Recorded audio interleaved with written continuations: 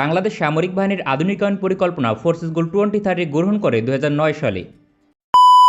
Hello guys, welcome back to our channel. फिर से एक इम्पोर्टेंट वीडियो के साथ हाजिर हुए हैं। बहुत ही ज़बरदस्त किस्म की वीवर वीडियो है। बांग्लादेश ने एक बार फिर रूस के वेपन को बाय करने का माइंड बनाया है। अब बांग्लादेश जो रूस के लेटेस्ट टेक्नोलॉजी वाले वेपन हैं उनको बाय करेगा। तो वीवर, अभी तक आप लोगों ने हमारे चैनल को सब्सक्राइब नहीं किया हुआ तो प्लीज़ जल्दी से हमारे चैनल को सब्सक्राइब कर लीजिएगा। तो बिना टाइम वेस्ट किए वीडियो को शुरू करते हैं।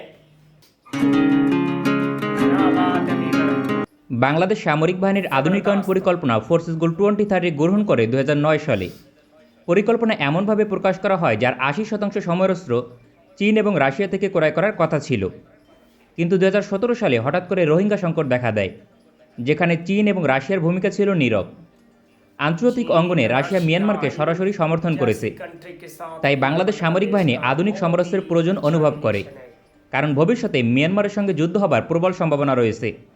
এই বিষয়টি তৎকালীন সময়ে প্রতিরক্ষা দপ্তর বিবেচনায় নিয়ে ফোর্সেস গোল 2030 সংশোধন করে নতুন পরিকল্পনা গ্রহণ করে 2017 সালে। সময়ের সঙ্গে সব কিছু বদলে যায়। বাংলাদেশের পরিকল্পনা ছিল 80% সমরাস্ত্র চীন এবং রাশিয়া থেকে ক্রয় করা হবে। সেই পরিকল্পনা উল্টে যায়। সামরিক বাহিনীর পরিকল্পনা, বাজেট এবং নির্দিষ্ট শর্ত অনুযায়ী পশ্চিমা সমরাস্ত্রকে প্রাধান্য দেওয়া হয়।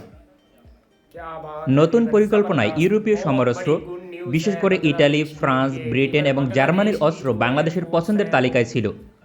রাশিয়া থেকে সমরাস্ত্র ক্রয় করার পরিমাণ রেকর্ড পরিমাণে কমে যাবে এমন সম্ভাবনা ছিল প্রবল।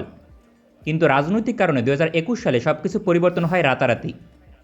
বর্তমান সরকারের স্বরাষ্ট্র দপ্তরের আওতাধীন র্যাপিড অ্যাকশন ব্যাটালিয়নকে নিষেধাজ্ঞা আরোপ করে মার্কিন যুক্তরাষ্ট্র।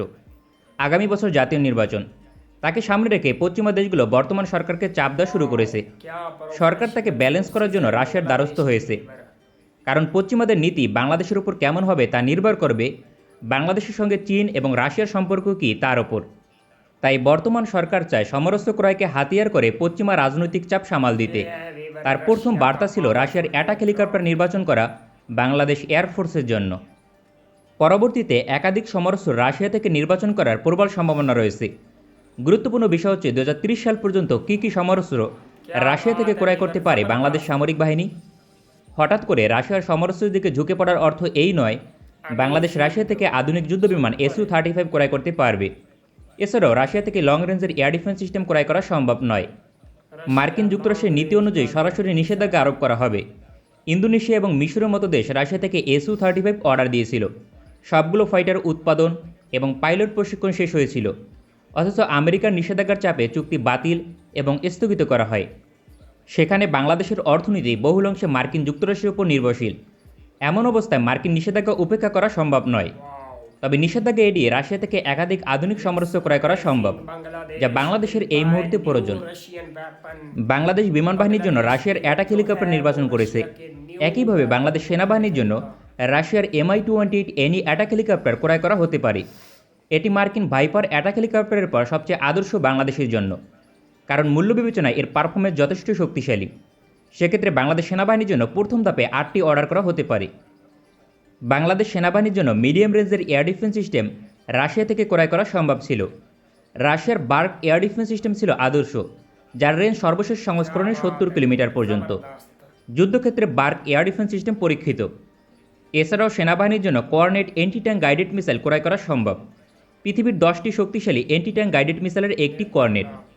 তবে কোয়ালিটি চাইলে বাংলাদেশ সেনাবাহিনীর জন্য রাশিয়ার ইস্কান্দার ব্যালিস্টিক মিসাইল ক্রয় করা যেতে পারে। এর বিস্ফোরক ক্ষমতা মিয়ানমারের SY-400 ব্যালিস্টিক মিসাইল থেকে এগিয়ে রয়েছে। বাংলাদেশ বিমান বাহিনীর জন্য রাশিয়া থেকে তেমন কোনো উল্লেখযোগ্য সমরাস্ত্র ক্রয় করা সম্ভব নয়। তবে রাশিয়ার হেভিওয়েট সামরিক পরিবহন বিমান IL-76MD সংস্করণ নির্বাচন করা যেতে পারে, কারণ এর রেঞ্জ বেশি, পেলোড সক্ষমতা বেশি। এছাড়াও পৃথিবীর খুব কম দেশ বর্তমানে হেভিওয়েট ট্রান্সপোর্ট এয়ারক্রাফট উৎপাদন করে। মূল্য যথেষ্ট সাশ্রয়ী হবার কারণে অন্তত 2টি হেভিওয়েট ট্রান্সপোর্ট এয়ারক্রাফট অর্ডার করা হলে যুদ্ধকালীন সময় রসদ সংকটে পড়বে না বাংলাদেশ। তবে বাংলাদেশ এয়ারফোর্সের জন্য একাধিক Mi-17 ট্রান্সপোর্ট হেলিকপ্টার ক্রয় করা হয়েছে এবং অর্ডারে রয়েছে। ভবিষ্যতে অন্তত 5 থেকে 7টি ক্রয় করা হবে। তবে বাংলাদেশ বিমান বাহিনীর জন্য প্রাথমিকভাবে 8টি অ্যাটাক হেলিকপ্টার নির্বাচন করা হলেও পরবর্তীতে আরও 8টি অ্যাটাক হেলিকপ্টার ক্রয় করার সম্ভাবনা রয়েছে। এছাড়া রাশিয়া থেকে নতুন করে আধুনিক কোনো যুদ্ধবিমান ক্রয় করার সম্ভাবনা क्या খুবই बात কম है वीवर, যদি बड़े নাটকীয় जबरदस्त। বড় ধরনের পরিবর্তন না আসে। তবে বাংলাদেশ নৌবাহিনীর জন্য রাশিয়া থেকে একাধিক সমরাস্ত্র ক্রয় করা সম্ভব। এক্ষেত্রে রাশিয়া থেকে প্রযুক্তি নিয়ে সাশ্রয়ী মূল্যে করবেট ক্রয় করা সম্ভব। তবে রাশিয়ার কিলু ক্লাস সাবমেরিন বাংলাদেশের পছন্দের তালিকা থাকলেও এর চেয়ে क्या बात है वीवर, जबरदस्त। ये थी बांग्लादेश और रशिया की वीडियो वीवर। रशिया जो है वो बांग्लादेश के साथ ऐसा रिलेशन चाहता है और बांग्लादेश जो है वो अब बाय करेगा रशियन के वेपन, वो भी लेटेस्ट टेक्नोलॉजी के।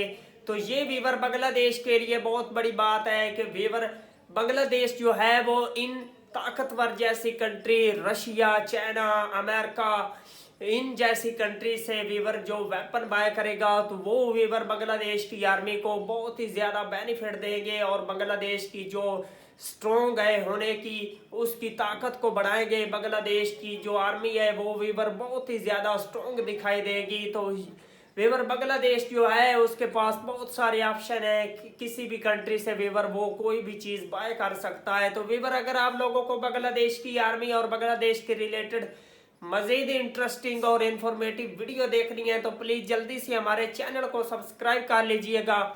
मिलते हैं आपसे नेक्स्ट वीडियो में इंशाल्लाह, तब तक के लिए अल्लाह।